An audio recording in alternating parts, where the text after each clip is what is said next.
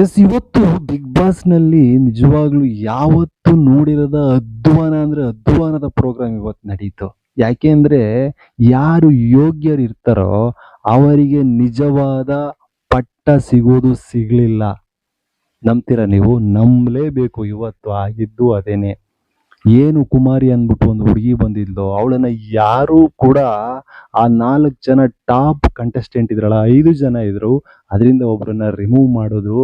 ಆದ್ರೆ ಆ 4 ಜನರಲ್ಲಿ ಇವಳು ಕೂಡ ಒಬ್ಳ ಆಗಿರ್ಬೇಕಾಗಿತ್ತು ಅನ್ನೋದು ಇಡೀ ಕರ್ನಾಟಕದವರ ಆಸೆ ಆಗಿತ್ತು.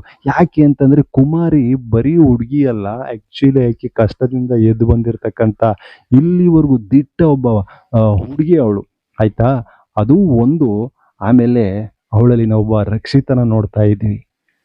ರಕ್ಷಿತ ಏನಿದ್ದಾಳೋ ಅವಳ ಗುಣಗಳನ್ನ ಅಲ್ಲಿ ನೋಡ್ತಾ ಇದ್ವಿ. ರಕ್ಷಿತಾಗೆ ಕನ್ನಡ ಅಷ್ಟಾಗಿ ಬರಲ್ಲ, ಈಕೆಗೆ ಕನ್ನಡ ಬಿಟ್ಟು ಬೇರೆ ಏನೂ ಬರಲ್ಲ ಅಂತ ಹುಡುಗಿ. ಆಕ್ಚುಲಿ ಇಂಥ ಒಬ್ಬ 20 ವರ್ಷದ ಕುಮಾರಿ ಅಲ್ಲಿ ಇರಬೇಕು ಅಂತ ಪ್ರತಿಯೊಬ್ರು ಕೂಡ ಬಯಸ್ತಾ ಇದ್ರು.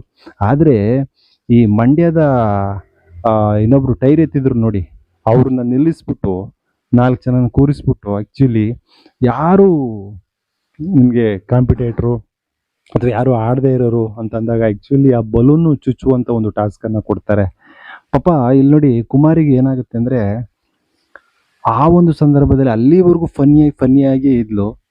ಅವಳನ್ನ ಅದೇ ಫನ್ನಿ ಮೂಮೆಂಟ್ ಅಲ್ಲಿ, ಅದೇ ಫನ್ನಿ ವಾತಾವರಣದಲ್ಲಿ ಆಕ್ಚುಲಿ ವಾತಾವರಣ ಚೇಂಜ್ ಮಾಡಿ, ನೋಡು ಇದು ಬಹಳ ಅಂದ್ರೆ ಬಹಳ ಇಂಪಾರ್ಟೆಂಟ್ ನಿನ್ನ ಲೈಫಿಗೆ ಅನ್ನುವಂಥ ಒಂದು ವಾತಾವರಣವನ್ನ ಕ್ರಿಯೇಟ್ ಮಾಡಬೇಕಾಗಿದ್ದು ಆ ಒಂದು ಜಡ್ಜ್ಗಳು, ಕಲರ್ಸ್ ಕನ್ನಡ ಟೀಮ್ನವರು. ಬಟ್ ಆ ಒಂದು ಯೋಗ್ಯತೆ ಅವ್ರಿಗೆ ಯಾರಿಗೂ ಅಲ್ಲಿ ಇದ್ದಂಥ ಈ ಜಡ್ಜ್ಗಳಿಗೆ ಇದ್ದಂಗೆ ನನಗೆ ಕಂಡಿಲ್ಲ ಸತ್ಯವಾಗ್ಲು. ಯಾಕೆಂದ್ರೆ ವಾತಾವರಣ, ಪಾಪ ಹುಡುಗಿ ಹೆಂಗೆ ಅಂತಂದ್ರೆ ಇನ್ನು ಫನ್ನಿಯಾಗಿ ಆಟ ಆಡೋ ಆ ಒಂದು ಮೈಂಡ್ ಸೆಟ್ ಅಲ್ಲೇ ಇದ್ಲು. ಆ ಒಂದು ಮೈಂಡ್ ಸೆಟ್ ಅನ್ನ ಹೊರದಬ್ಬಿ ಆಕ್ಚುಲಿ ಇದು ನಿನ್ನ ಲೈಫಿಗೆ ಬಹಳ ದೊಡ್ಡ ಅಂದ್ರೆ ದೊಡ್ಡ ಒಂದು ಬದಲಾವಣೆಯ ಸಮಯ ಅಂತ ಆಕ್ಚುಲಿ ಆಕೆಗೆ ಫಸ್ಟ್ ಅರಿವು ಮೂಡಿಸ್ಬೇಕಾಗಿತ್ತು. ಆ ಒಂದು ಕೆಲಸವನ್ನ ಮಾಡಲ್ಲ, ಆ ಒಂದು ವಾತಾವರಣವನ್ನ ನಿರ್ಮಿಸಲ್ಲ, ಹೋಗು ಆಡೋಗು ಅಂತ ಬಿಟ್ಬಿಡ್ತಾರೆ ಅಲ್ಲಿರ್ತಕ್ಕಂಥ ಜಡ್ಜ್ಗಳು.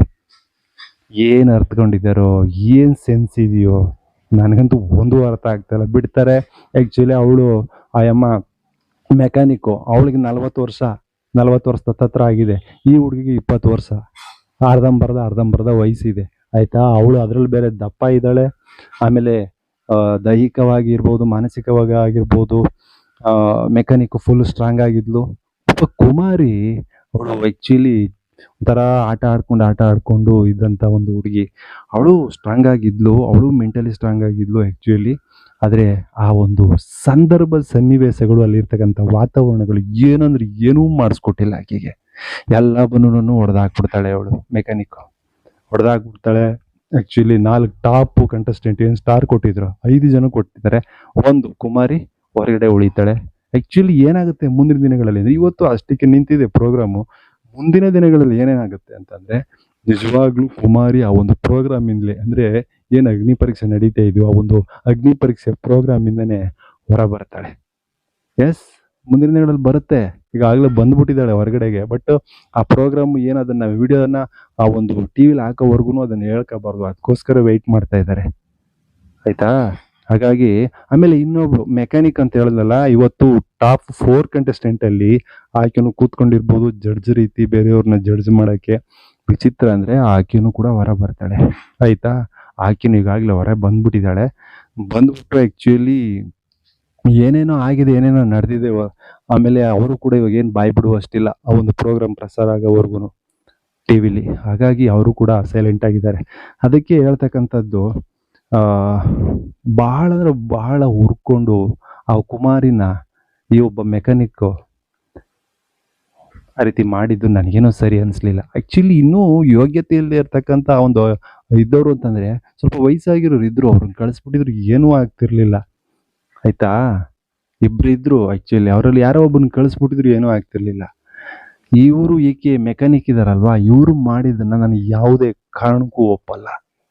ಒಬ್ಬ ಬಡವರ ಮಗಳು ನಿಜವಾಗ್ಲೂ ಒಂದು ಇದರಲ್ಲಿ ಆಕೆ ಕುಮಾರಿ ಹೆಂಗ್ ಹತ್ಬಿಟ್ಟಿದ್ದಾಳೆ ಅಂದ್ರೆ, ಅಮ್ಮ ನಿನ್ಗೆ ಆಕ್ಚುಲಿ ಹಾರ್ಟ್ ಪ್ರಾಬ್ಲಮ್ ಇದೆ, ಆ ಹಾರ್ಟ್ ಪ್ರಾಬ್ಲಮ್ಗೆ ನಾನು ಏನಾದರೂ ಮಾಡಿ ಡಾಕ್ಟರ್ ಮುಖಾಂತರ ಸ್ವಲ್ಪ ದುಡ್ಡು ಹೊಂದಿಸಿ ನಿನ್ಗೇನಾದ್ರು ಚಿಕಿತ್ಸೆ ಮಾಡಿಸೋಣ ಅಂದ್ರೆ ನನ್ನ ಕೈಲಿ ಆಗ್ತಾ ಇಲ್ವಲ್ಲ, ನಾನು ಸಂಪಾದನೆ ಮಾಡ್ತಕ್ಕಂಥ 100-150 ರೂಪಾಯಿ ನಿನ್ಗೆ ಏನು ಮಾಡ್ಲಮ್ಮ ನಾನು ಅಂದ್ಬಿಟ್ಟು ಫೋನ್ ಮಾಡಿ ಹತ್ಬಿಡ್ತಾಳೆ. ಆ್ಯಕ್ಚುಲಿ ಫೋನ್ ಮಾಡಿ ಅಳುವಂಥದ್ದು ನಾಳೆ ಪ್ರಸಾರ ಮಾಡ್ಬೋದು ಅಂದ್ಕೊಳ್ತೀನಿ ಟಿ ವಿಲಿ. ಅದನ್ನು ಆ್ಯಕ್ಚುಲಿ ಆ ಒಂದು ಇನ್ಸಿಡೆಂಟನ್ನು, ಆ ಒಂದು ಸಂದರ್ಭವನ್ನು ನೀವೇನೋ ಟಿ ವಿಲಿ ನೋಡ್ಬಿಟ್ರೆ ನಿಜವಾಗ್ಲೂ ನೀವು ಕೂಡ ಹತ್ಬಿಡ್ತೀರ. ಯಾಕೆಂದರೆ ಎಷ್ಟೋ ಜನ ಹೆಣ್ಣು ಮಕ್ಕಳು ಇವತ್ತು ಓದ್ಕೊಂಡು 100-150 ರೂಪಾಯಿ ಸಂಪಾದನೆ ಮಾಡ್ತಾ ತಮ್ಮ ತಂದೆ ತಾಯಿಗಳಿಗೆ ನೆರವಾಗಿದ್ದಾರೆ. ಅದರಲ್ಲಿ ಇವಳು ಒಬ್ಳು. ತಂದೆ ಇಲ್ಲ, ತಂದೆ ಅವನೊಬ್ಬ ಬಿಡಿ, ಅವನು ಯಾವತ್ತೋ ಬಿಟ್ಟು ಹೊರಟೋಗಿದ್ದಾನಂತೆ.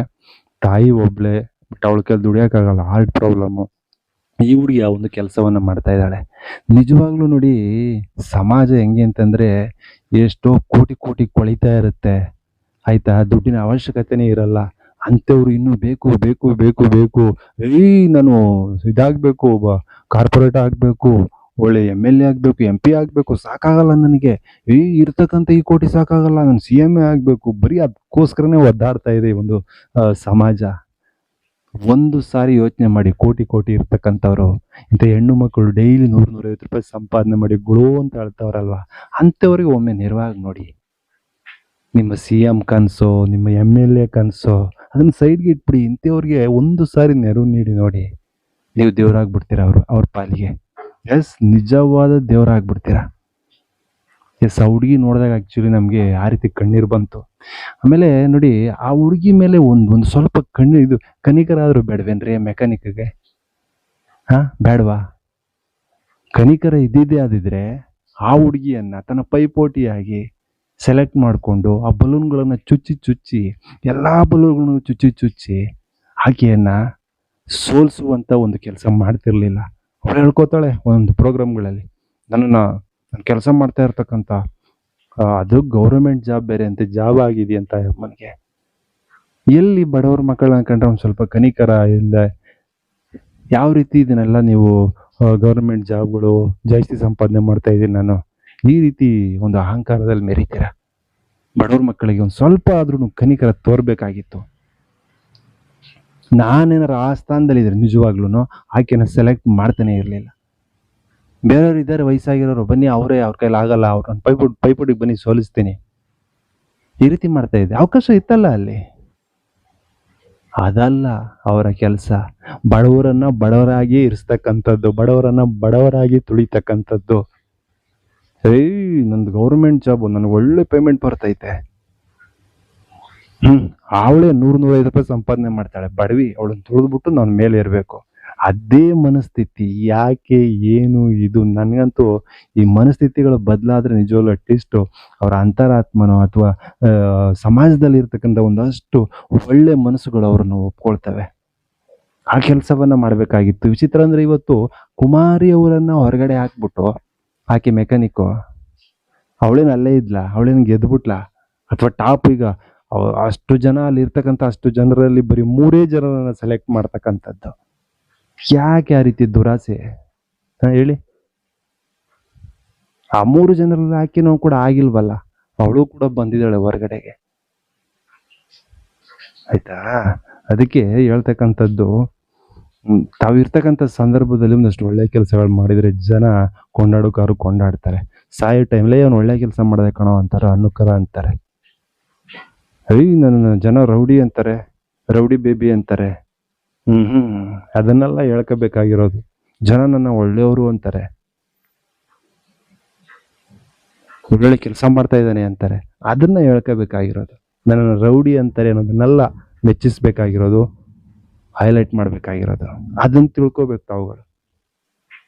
ಆ್ಯಕ್ಚುಲಿ ಆ ಅಮ್ಮ ಏನಾದರೂ ಈ ವಿಡಿಯೋ ನೋಡಿದ್ರೆ ಅವಳಿಗೆ ಸರಿಯಾಗಿ ಅರ್ಥ ಆಗಿರುತ್ತೆ ಈ ವಿಡಿಯೋದಲ್ಲಿ. ಎಸ್, ನಿಮಗೆಲ್ಲ ಏನು ಅನಿಸುತ್ತೆ ಕಮೆಂಟ್ ಮಾಡಿ.